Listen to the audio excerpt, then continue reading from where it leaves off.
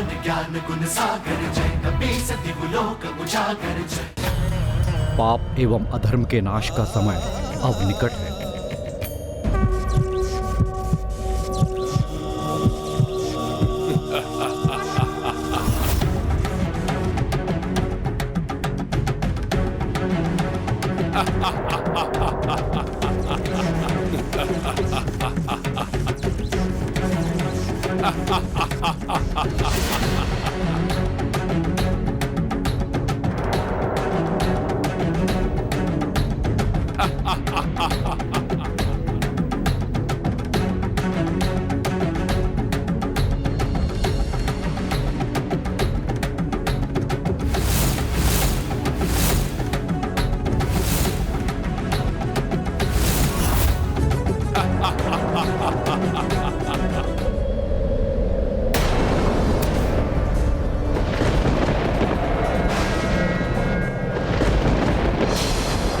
मैं पूर्णतया सतर्क हूं। ऋषिवर अगस्त को दिए हुए वचन एवं धर्मराज जी के सुझाव के अनुसार मुझे बाण का लक्ष्य परिवर्तन करना है। स्वामी का अनिष्ट नहीं होने दूंगी। देवी सीता को ये सौभाग्य सामग्री सौंपकर उनसे सौभाग्यवती होने का आशीष लेकर ही रहूंगी मैं।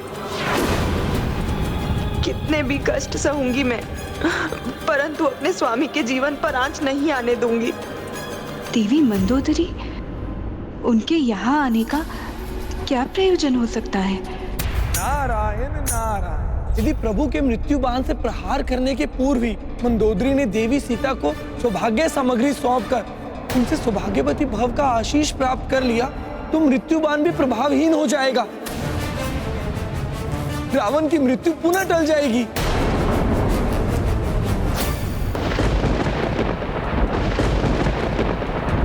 ये बाण मेरी मृत्यु के बाण के सदृश कैसे प्रतीत हो रहा है, जिसे कुछ ही समय पूर्व मैं स्वयं अपने राजप्रसाद में देख कर आया हूं।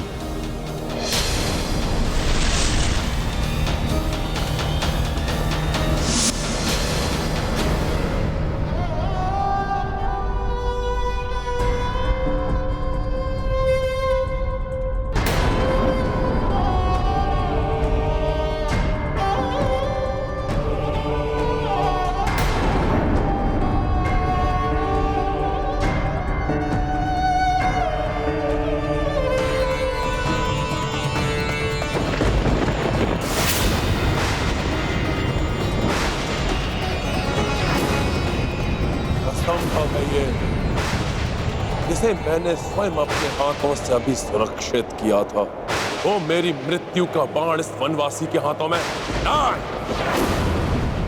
अवश्य ही कोई छल है। मुझे भ्रमित कर भयभीत करना चाहता है ये वनवासी।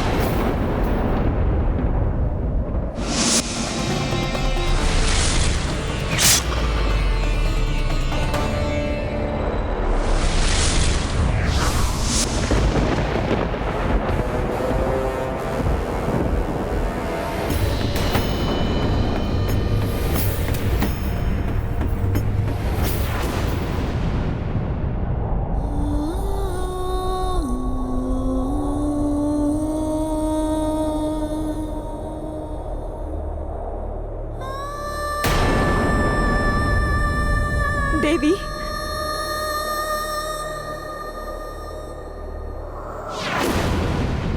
अनेक कष्ट उठाकर भी आपने पूर्ण निष्ठा से अपने पतिव्रत धर्म का पालन किया। मेरे हृदय में आपके लिए अपार श्रद्धा है।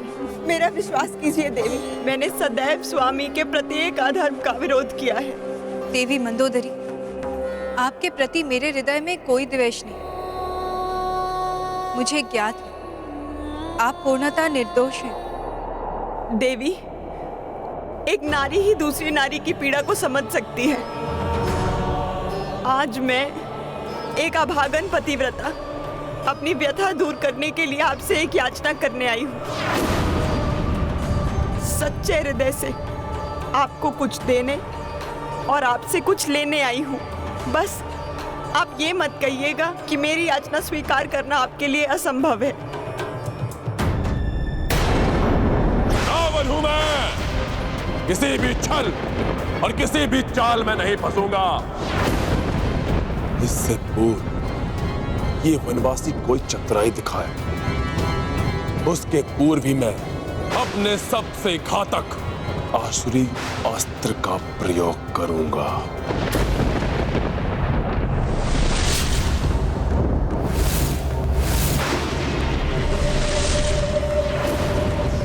तुम्हारे बाण मुझे कोई क्षति नहीं पहुंचा सकते वनवासी, और ये तुम्हारा मिथ्या बाण मेरा कुछ भी नहीं बिगाड़ सकता। इसकी मृत्यु इसके समक्ष खड़ी है, परंतु अहंकार से ढके इसके नेत्र इसे देख नहीं पा रहे। प्रतीत होता है अब ये आवरण प्रभु के हाथों इसकी मृत्यु के उपरांत ही हटेगा। देवी, मुझे पूर्ण विश्वास है कि एक सुहागन होने के नाते आप ये सौभाग्य सामग्री अस्वीकार नहीं करेंगी, और रीति अनुसार आपको मुझे सदा सुहागन रहने का आशीष देना ही होगा।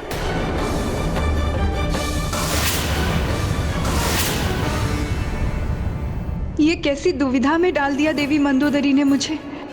मैं एक पतिव्रता सुहागन सौभाग्य सामग्री स्वीकार करने से मना नहीं कर सकती, परंतु धर्म और अधर्म के युद्ध में मेरे स्वामी मंदोदरी के पति से ही युद्धरत हैं, इसलिए उनकी इच्छा पूर्ण भी नहीं कर सकती मैं।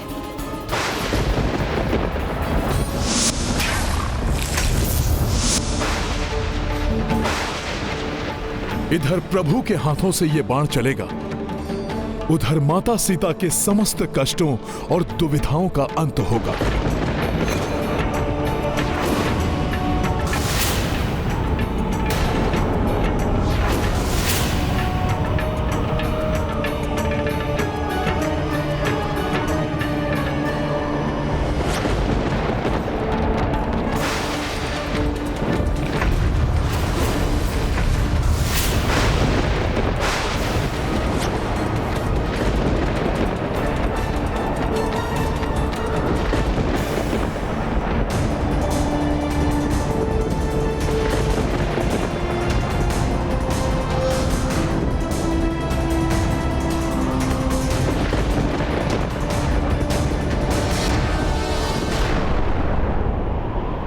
अपने दुष्कृत्यों से धर्म का नाश करने वाले रावण, अब तुम्हारे सर्वनाश का समय आ गया।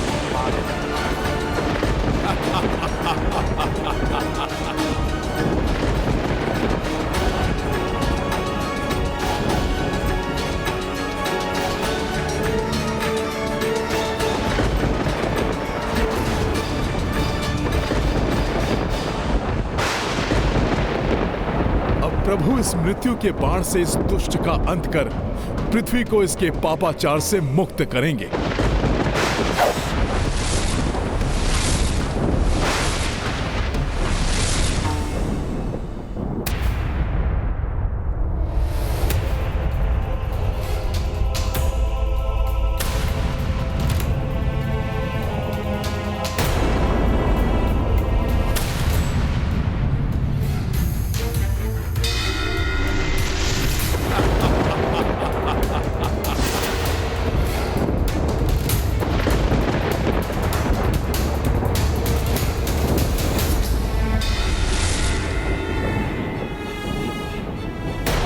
हो गया, मेरे सुहाग की प्रतीक मेरी सिंदूरदानी गिर गई।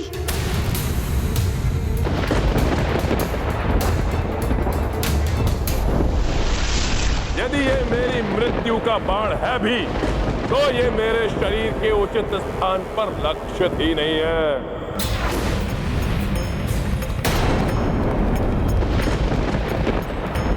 प्रभु राम के वाण की दिशा को परिवर्तित करने का वचन देना होगा तुम्हें मुझे। यही उचित समय है।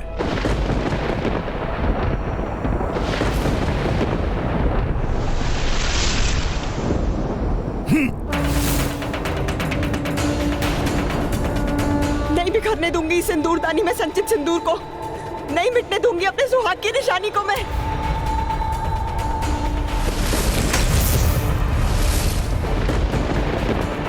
हनुमान जी अब क्या करने जा रहे हैं? वो इस बाण को उचित दिशा देने जा रहे हैं।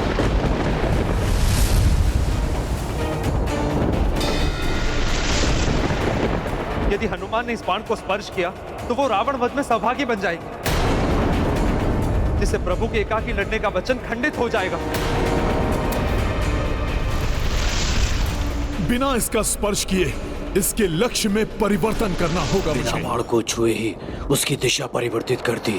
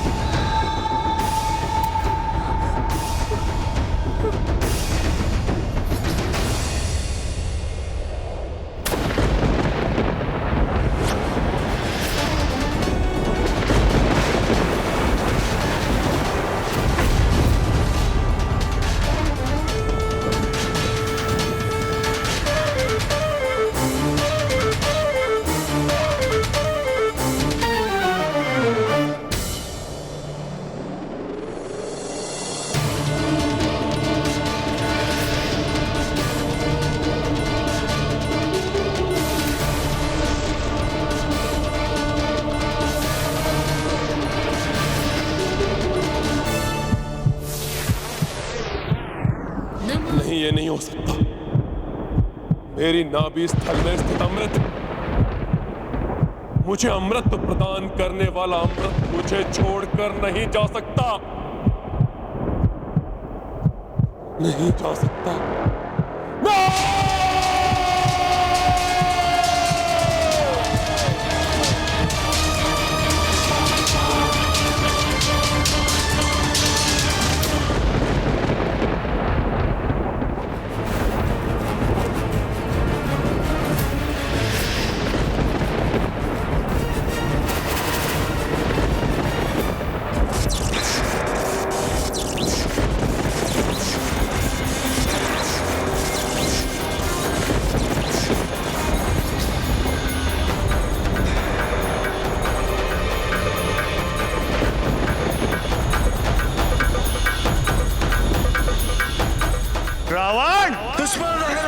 अब तुम्हारी मृत्यु तुम्हारे निकट पहुंच चुकी है।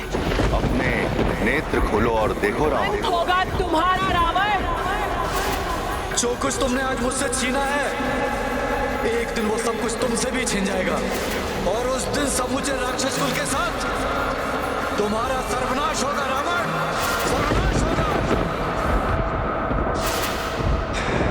यदि युद्ध हुआ तो इसकी परिणति अति भयंकर होगी। ना तुम बचोगे और ना ही तुम्हारा कोई अपना। तुम्हारे इस दुष्कृत्य का प्रतिशोध मैं अवश्य लूंगी। पुनर्जन्म लेकर तुम्हारे ही विनाश का कारण बनूंगी। ये सीता उन्हीं वेदवती के प्रतिशोध की अग्नि है जो तुम्हें जलाकर भस्म करने आई, भस्म करने आई। तुम्हारी मृत्यु तुम्हारे निकट पहुंच चुकी है, मेरे स्वामी और सेवक हनुमान के रूप में। अब अंत होगा तुम्हारे पाप के साम्राज्य का, अंत होगा अधर्म का, अंत होगा तुम्हारा रावण। तुम्हारे मृत्यु का भी जब समय आएगा, तुम्हारा यह मृत्यु बाण स्वतः उसके पास पहुंच जाएगा जिसके हाथों तुम्हारी मृत्यु होगी। तुम्हारे मृत्यु का भी जब समय आएगा, तुम्हारा यह मृत्यु बाण दुष्कृत्य का ना तुम बचोगे उसके पास पहुंच जाएगा जिसके हाथों तुम्हारी मृत्यु होगी। तुम्हारे ही विनाश का कारण बनूंगी।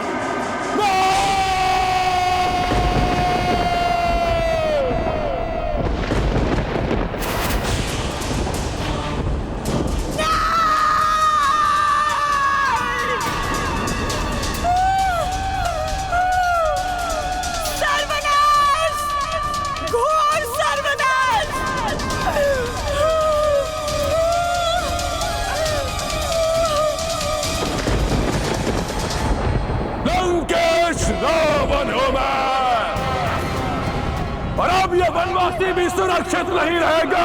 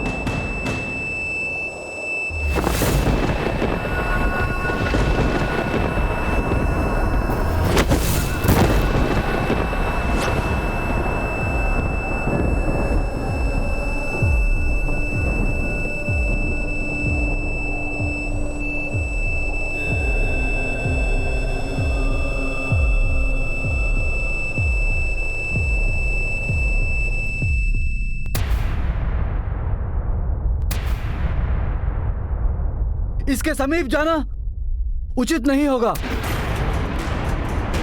संभव है ये भी इस दुष्ट की कोई माया हो।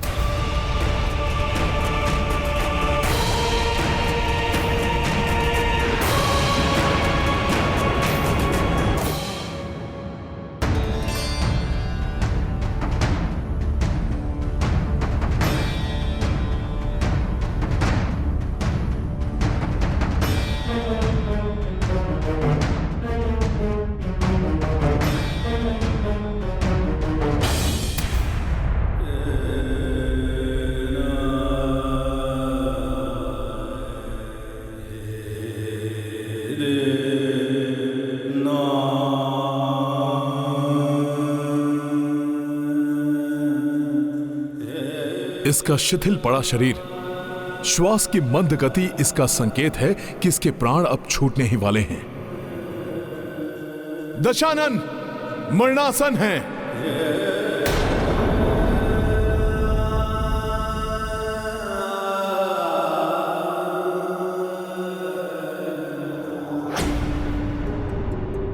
स्वामी के जीवन दीपक की लौ मंद कैसे पड़ गई? कैसे संभव है ये, जब उनका मृत्यु बाण यही सुरक्षित है?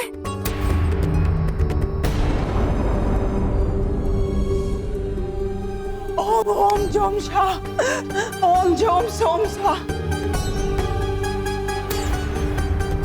ओम जोम सोम स्वा, ओम जोम सोम स्वा।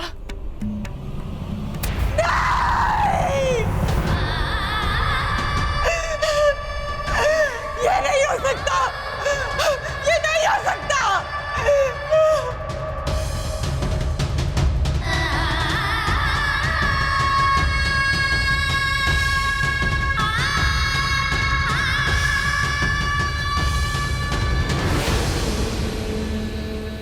अपनी अंतिम सांसें गिन रहा है ये दुष्ट। अंततः धर्म ने अधर्म को परास्त कर ही दिया।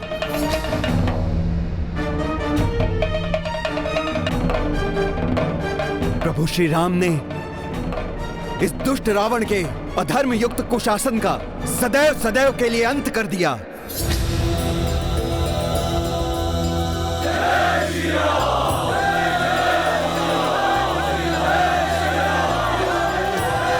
जय श्री राम, जय श्री राम, जय श्री राम।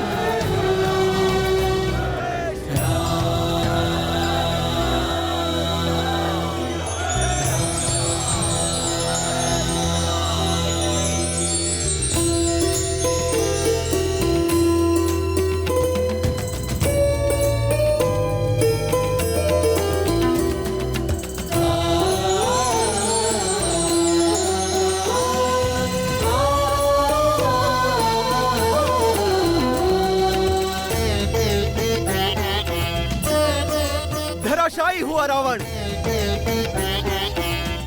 प्रभु श्री राम ने इस दुष्ट का अंत कर दिया। धर्म की जीत हुई है, विजयी हुए हैं हम। जय श्री राम। रुकिए, रुक जाइए आप सभी। ये क्या कर रहे हैं आप? आपका ये कृत्य प्रभु श्री राम के सैनिकों को शोभा नहीं देता। युद्ध में पराजित योद्धा का सम्मान करना भी एक योद्धा का परम धर्म होता है।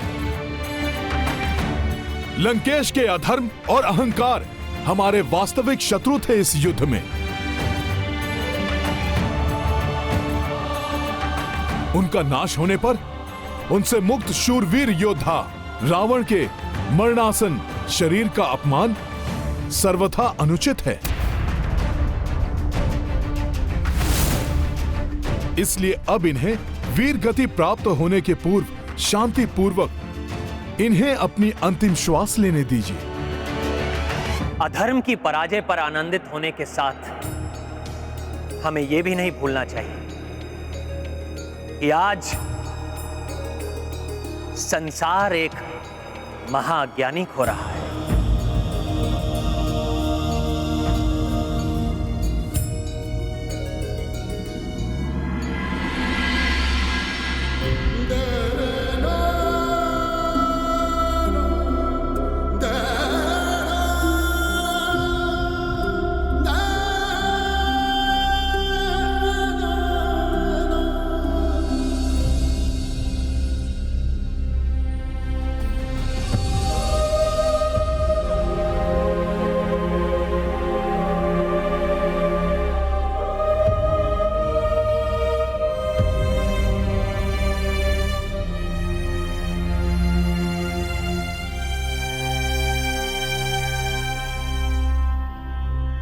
प्रभु, कुछ समय पूर्व मैं इनकी पराजय, इनकी मृत्यु की कामना के साथ युद्ध भूमि में इनके विपक्ष में खड़ा था, परंतु अब मुझसे इनकी ऐसी दुर्दशा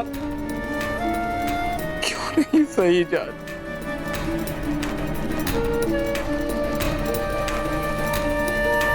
विभीषण जी, जैसा अभी हनुमान ने भी समझाया था, जिसके विरुद्ध आप युद्ध कर रहे थे वो एक अहंकारी अधर्मी है, परंतु अब जिसके लिए आप द्रवित हो रहे हैं वो आपका अग्रज भ्राता है। उनके लिए दुखी होना पूर्णतया उचित है, इसलिए जाइए विभीषण जी, रावण के अंत के क्षणों को व्यर्थ मत गवाइए। अपने भ्राता के इन अंतिम क्षणों को अपने भ्राता के साथ ही बिताइए।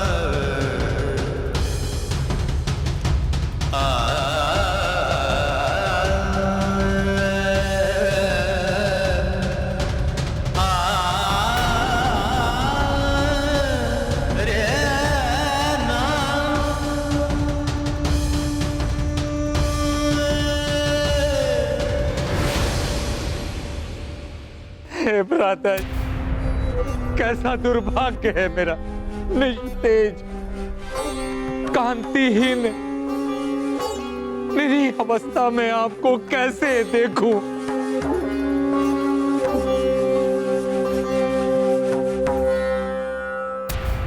आपको बारंबार समझाया मैंने, परंतु आपको अधर्म से रोकना मेरे लिए असंभव हो गया था।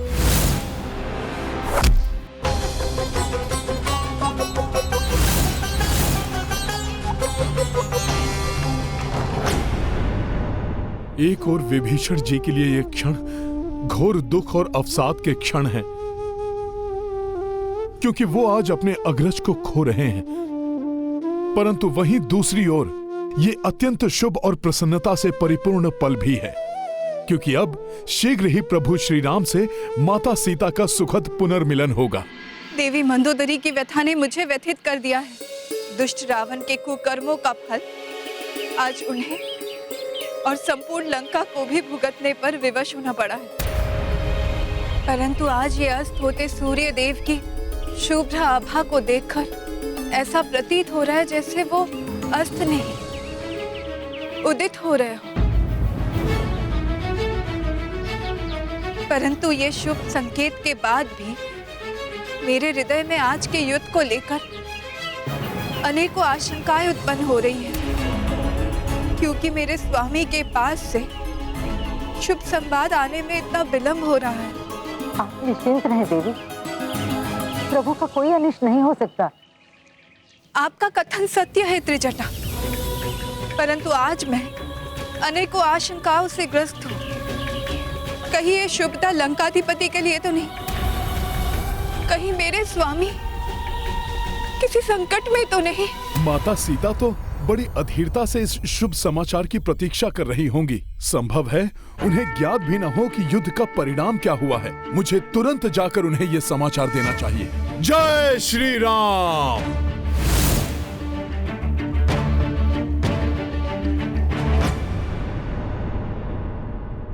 मुझे इसी परिणाम का भय था भ्राता श्री। आज आपकी ऐसी दुर्दशा मुझसे नहीं सही जा रही है, नहीं सही जा रही।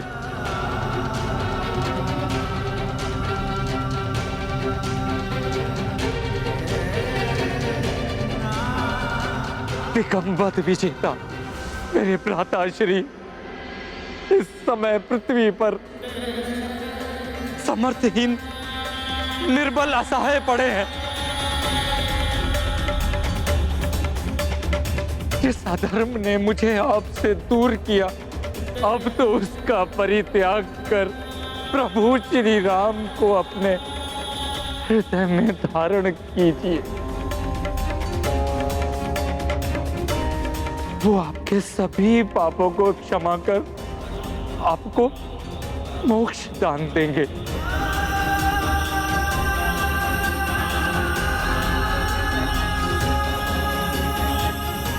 शरणागत वत्सल प्रभु श्री राम के शरणागत बनी।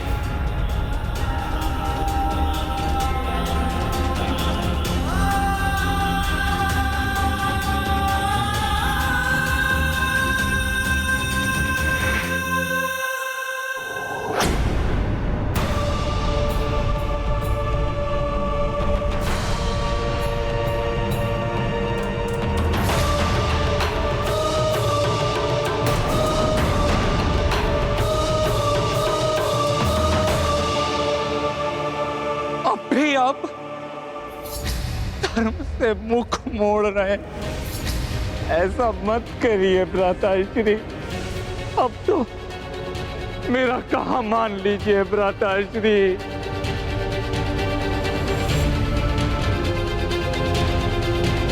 अनेकों मायावी और वरदानी शक्तियों का स्वामी अहंकारी हठी रावण विजय प्राप्ति के लिए कुछ भी कर सकता है।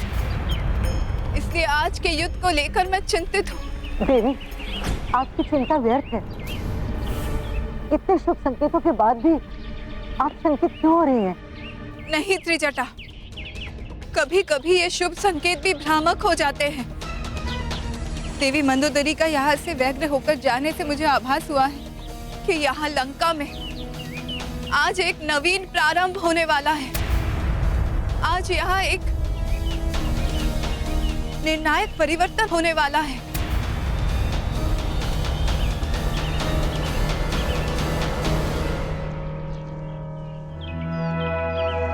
आप सर्वथा उचित कह रही हैं माता।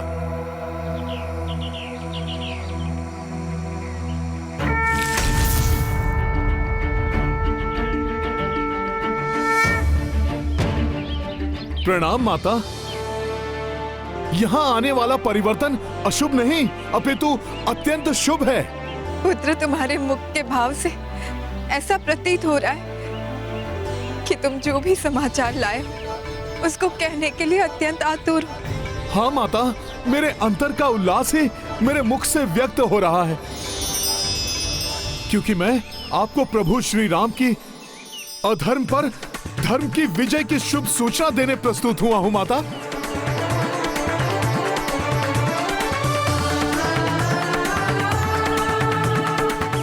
माता, अंततः प्रभु ने रावण को परास्त कर दिया और अब रक्षराज दशानन मरणासन अवस्था में है। माता, फिर आप रो क्यों रही हैं?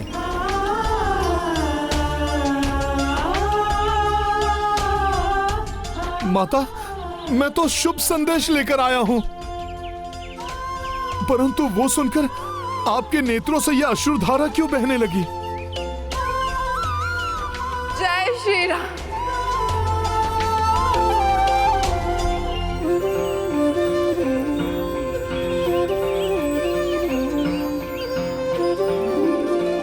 माता, समझा, जो प्रसन्नता आप शब्दों में व्यक्त नहीं कर सकती वो अश्रु रूप में प्रकट हो रही है माता।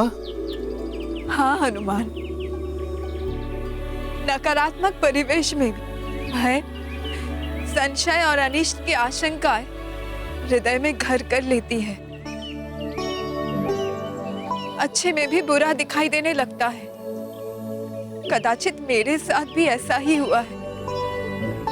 मुझे अपने स्वामी के बल पर संदेह नहीं, परंतु हाँ, मुझे ये निराशा सता रही थी जिससे आज मुझे मुक्ति मिली है। मैं अत्यंत प्रसन्न हूँ हनुमान। मैं अत्यंत प्रसन्न हूँ हनुमान। परंतु मेरे स्वामी की विजय का श्रेय तो तुम्हें ही जाता है। तुम्हारे बिना ये संभव नहीं था हनुमान। जो कुछ भी तुमने किया उसके लिए तुम्हारा धन्यवाद करने के लिए शब्द ही नहीं है मेरे पास। माता, ऐसा ना कहें। मैं तो मात्र प्रभु श्री राम का एक सेवक हूं। माता, मैंने जो भी किया वो तो उन्हीं के नाम की महिमा का परिणाम है। और माता, प्रभु ने तो अंतिम युद्ध एकाकी ही लड़ा था, जिससे आपको कष्ट देने का दंड उस दुष्ट को वे स्वयं दे सकें। माता, यहां आपने अनेक यातनाएं भोगी हैं। माता, अब दुख के मेघ सदा के लिए छट जाएंगे। माता, अब शीघ्र ही वो शुभ घड़ी आएगी जब प्रभु और आपका सुखद मिलन होगा। माता, मुझे विश्वास है प्रभु श्री राम आपको शीघ्र ही अपने समीप बुलाने का प्रबंध करेंगे।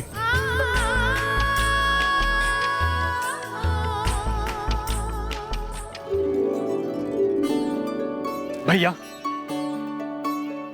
अब आप शीघ्र भाभी माँ को बुला लीजिए। हनुमान आपकी विजय का समाचार लेकर जा चुके हैं। मेरे प्रिय अनुज लक्ष्मण, हमारा जन्म राजवंश में हुआ, परंतु हमारे जीवन का अधिकतम समय वन में ही बीता है। बाल्यकाल में गुरु विश्वामित्र के सानिध्य में और उसके पश्चात 14 वर्ष के वनवास में इस समय हमने ऋषि मुनियों की बहुत सेवा की, धर्म के मर्म को सीखा, जाना, परंतु राजनीति का ज्ञान सीखने का कभी कोई अवसर ही नहीं मिला हमें। परंतु अब राजनीति का महाज्ञान सीखने का समय आ गया है लक्ष्मण।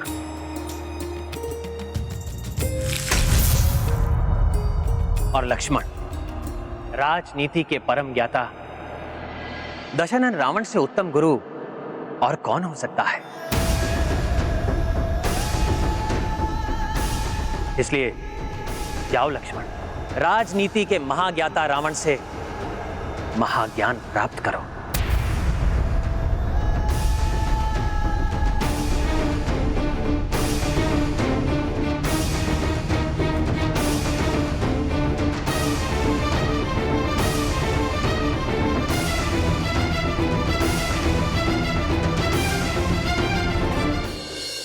भैया, मैं कल्पना में भी आपकी आज्ञा का उल्लंघन नहीं कर सकता, परंतु अधर्मी रावण से ज्ञान प्राप्त करने का क्या औचित्य है, मैं समझ नहीं पा रहा हूं भैया। लक्ष्मण भैया, रावण युद्ध भूमि में अपनी अंतिम श्वास गिन रहे हैं। वो राजनीति के महाज्ञानी, राजकाज में दक्ष, महाप्रतापी दशानन रावण हैं, जिन्होंने उद्दंड और उपद्रवी राक्षसों को नियंत्रित कर उन पर एक छत्र शासन स्थापित किया। उन्हें अपने एक संकेत पर अपने प्राण न्यौछावर करने वाले रक्ष वीरों में परिवर्तित किया। परंतु हनुमान, ऐसे ज्ञान का क्या लाभ जो इतने भयंकर अंत से भी रावण की रक्षा न कर सका।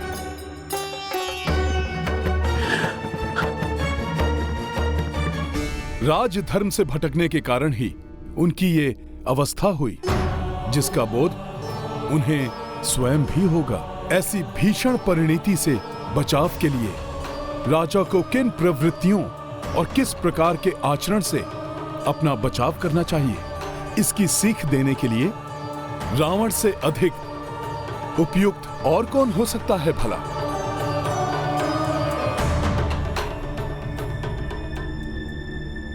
हनुमान का कथन सर्वथा उचित है लक्ष्मण, इसलिए जाओ और निसंकोच महान राजा लंकेश रावण से राजनीति का महाज्ञान प्राप्त करो, जिसे उनसे अधिक कोई नहीं समझता। कोई नहीं जानता। प्रणाम भैया।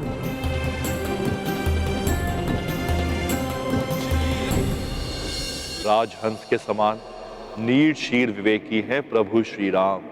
जैसे राजहंस नीर और शीर को पृथक करने की अद्भुत क्षमता रखते हैं, उसी प्रकार प्रभु श्री राम अपने परम शत्रु के गुण और दोष को पृथक कर उसके दोष के लिए दंड और गुणों के लिए सम्मान देने की बुद्धिमता रखते हैं।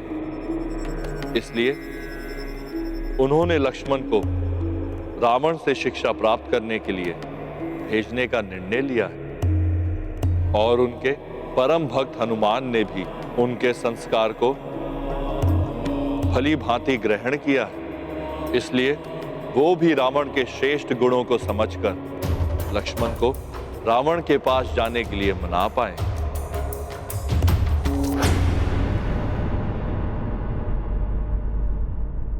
रावण, मुझे भैया ने दशानन, मुझे भैया श्री राम ने आपसे राजधर्म और राजनीति की शिक्षा ग्रहण करने भेजा है। कृपया वो मुझे सिखाने की कृपा करें।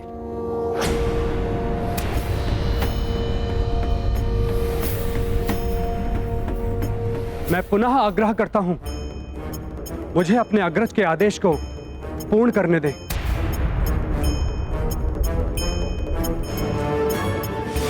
रावण उनका उत्तर नहीं दे रहे हैं। इससे कहीं क्रोध में आकर लक्ष्मण भैया कोई अनिष्ट न कर दें। मुझे अपने भैया पर पूर्ण विश्वास है।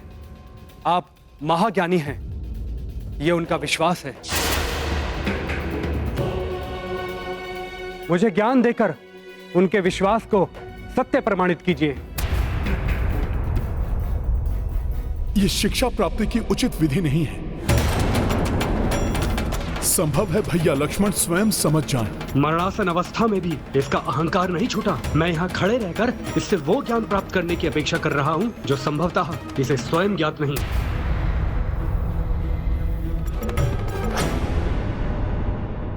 मैं क्षमा चाहता हूँ भैया, परंतु उस दंभी रावण ने मेरी ओर देखा तक नहीं।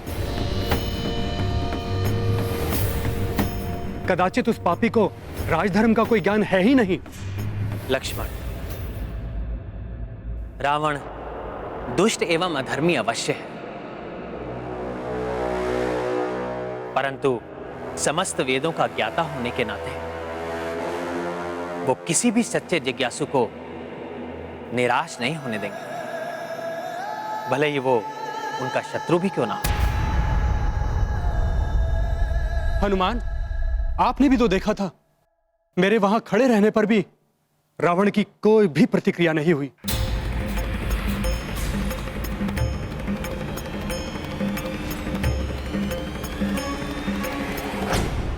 लक्ष्मण भैया, आपने वहां जाकर 2 बार अनुरोध अवश्य किया, परंतु शिक्षार्थी की विनम्रता धारण किए बिना तो रावण आपको शिक्षा क्यों देते? लक्ष्मण भैया, जिनसे ज्ञान प्राप्त करना हो उनके शीश की ओर नहीं, अपितु उनके चरणों में जाकर विनय पूर्वक निवेदन करना अनिवार्य होता है। सत्य कहा हनुमान ने लक्ष्मण। तुम रावण के समीप उसी भाव से जाओ जिस भाव से तुम गुरु वशिष्ठ जी के पास जाते।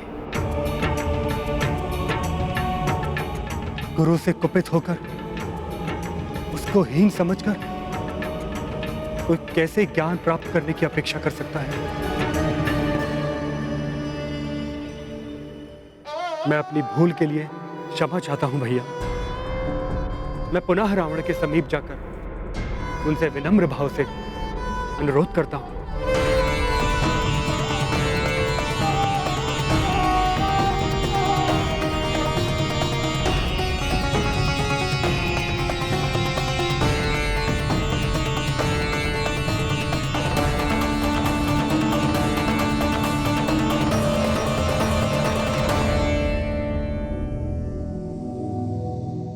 हे महाज्ञानी महापंडित रावण, मैं आपसे सविनय निवेदन करता हूं,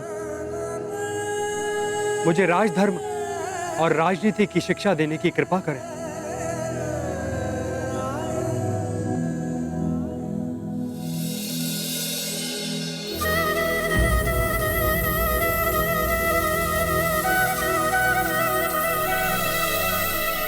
कितने शीघ्र राम और हनुमान लक्ष्मण को कुपथ से सुपथ पर ले आए।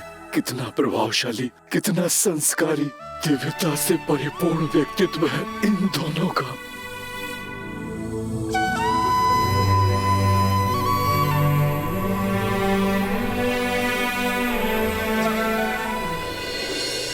रामचंद्र नारायण रूपी बजरंगी शिव शंभु तरस्वी। रावण देखी देखी हर साए, सबहु देव गण शीश नवाए। गाथा महाबली हनुमत की, रुचिकर लीला राम भगत की। जय जय जय रघुनंदन राम, जय जय जय महाबली हनुमान।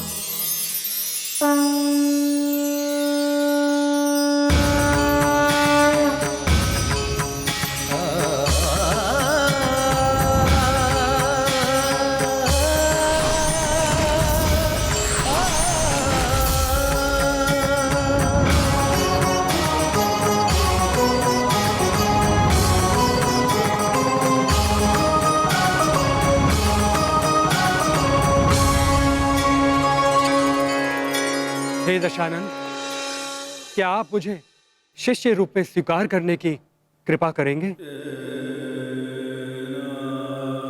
स्वयं नारायण और महादेव ने आपको मेरे पास भेजा है लक्ष्मण। स्वीकार करने की दृष्टता नहीं कर सकता। भ्राताश्री, मैं आप में इस परिवर्तन की प्रतीक्षा कितने समय से कर रहा था। मेरे पास आने से पूर्व ही प्रथम शिक्षा तो प्रभु श्री राम और हनुमान ने दी है आपको। सर्वप्रथम एक राजा का धर्म विनम्रता है। इस ज्ञान को कभी स्वीकार नहीं कर सका, इसलिए मेरा ये दुर्दांत अंत हो रहा है। ये तो श्री राम की महानता है, जो सर्वज्ञात होते हुए भी उन्होंने आपको मुझसे ज्ञान प्राप्त करने के लिए भेजा।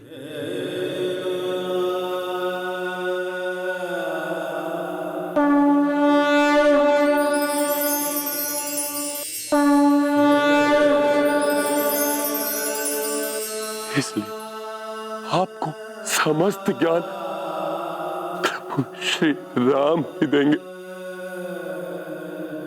जिन्होंने मुझ जैसे शत्रु को भी सम्मान देकर अंत समय में मुझे कृतार्थ किया।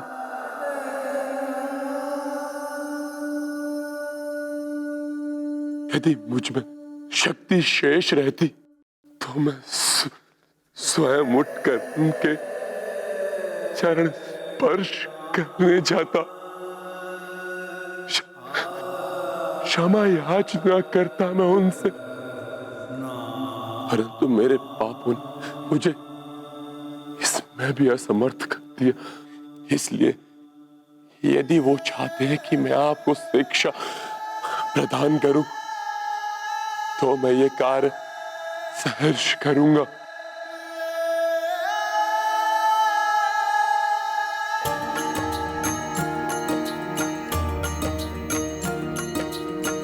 महापंडित दशानन अति ज्ञानी, राम सदा से तथ्य ये जानी। रावण लखन को ज्ञान उचारी, स्मित कपीश्व अवध बिहारी। राम सिया राम जय हनुमान। राम सिया राम जय हनुमान।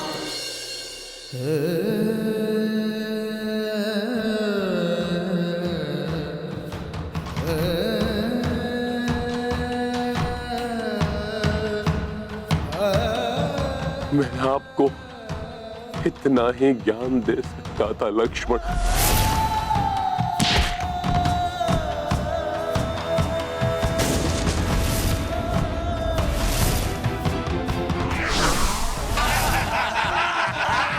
कैसा लगेगा ये जली हुई पूंछ वाला वानर?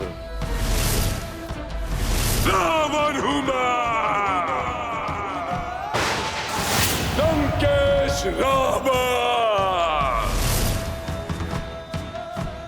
तो इसका स्मरण अवश्य रखें कि अहंकार को अपने समीप भी मत आने देना, अन्यथा मेरे समान ही आपका भी संपूर्ण ज्ञान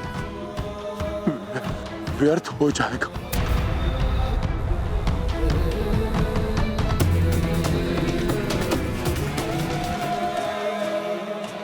महाज्ञानी महापंडित होने के बाद भी मैं ये भेद नहीं जान पाया कि श्री राम ही परम ब्रह्म ईश्वर है। इस जन्म में जिसकी चरण रज के प्राप्त करने के सौभाग्य से भी वंचित हो गया हूं मैं।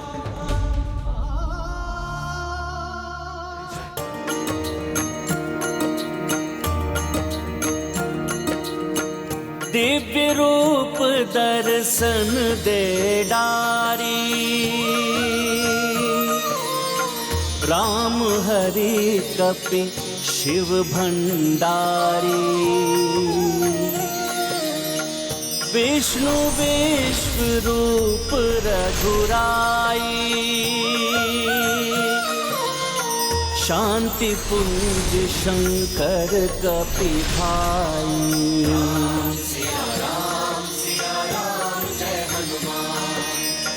सृष्टि समग्र ब्रह्मांड समस्ता। शिव विष्णु मह उपजेव अस्ता।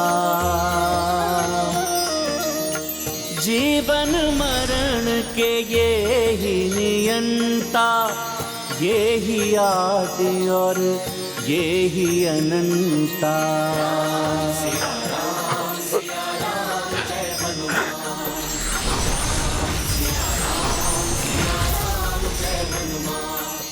श्री राम।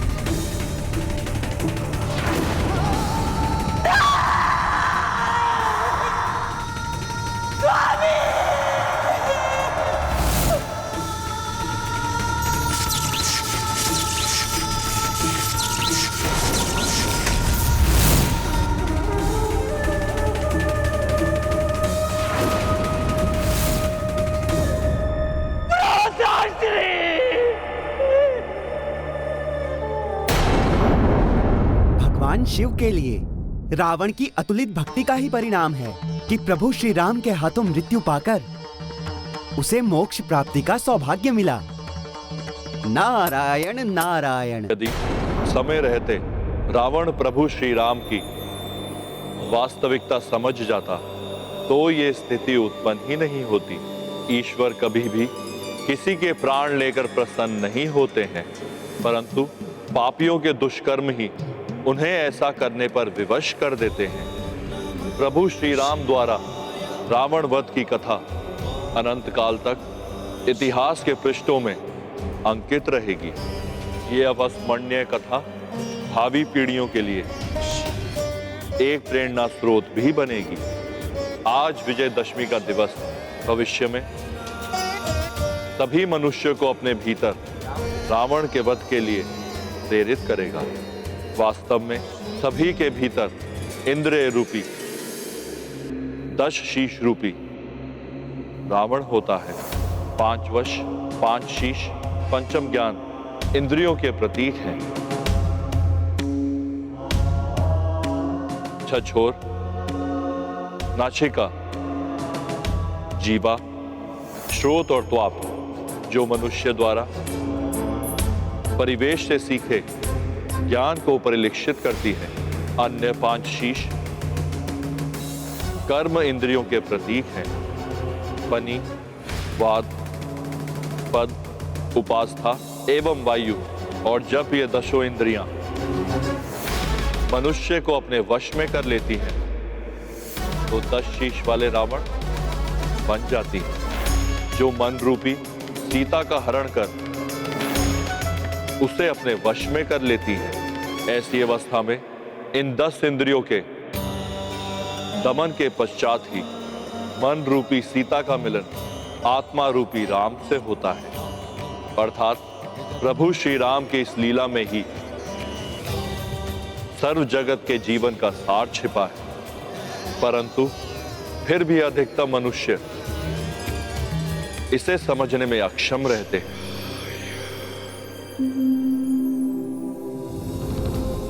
भैया, आज मैं स्वयं को अनाथ के समान प्रतीत कर रहा हूँ। मेरा कहा मान लेते तो ऐसा नहीं होता भैया, हम सुख से रहते। परंतु दुख बांटने से दुख मिट जाता है। इस समय विभीषण जी को मेरी आवश्यकता है। ये कैसे संभव है? नहीं हो सकता ये। दुर्भाग्यवश यही हुआ है। एक अभागे पिता का दुर्भाग्य ही है जिसे अपनी पुत्री के सुहाग के अंत का समाचार सुनाने पर विवश होना पड़ रहा है।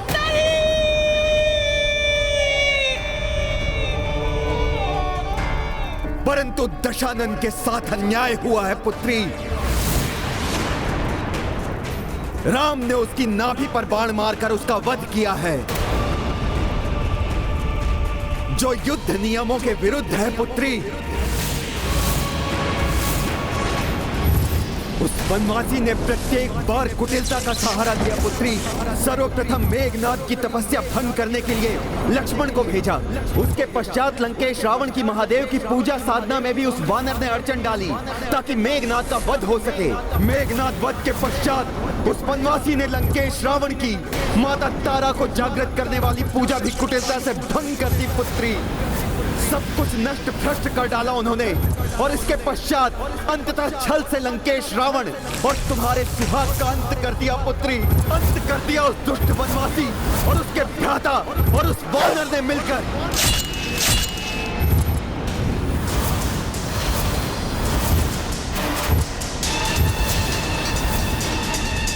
लक्ष्मण, हनुमान और राम सभी ने अधर्म किया है।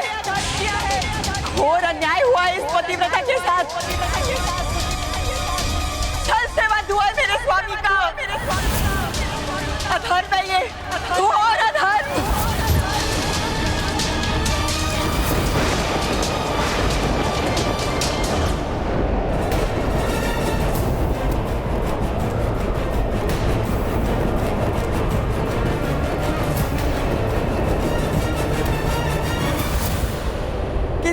इसका प्रतिशोध लूंगी। मैं अपने पतिव्रत शक्ति के श्राप से राम को उनकी सेना सहित भस्म कर दूंगी।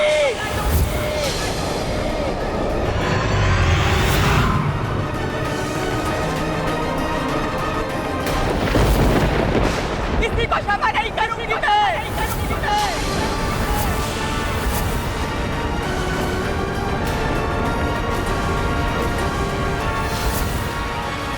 व्यक्ति यदि समय रहते सत्य को पहचान ले तो स्वयं का जीवन सुधार सकता है। राम भक्त महाबली हनुमान को जानना हो तो चैनल को सब्सक्राइब करें और बेल आइकॉन दबाना न भूलें।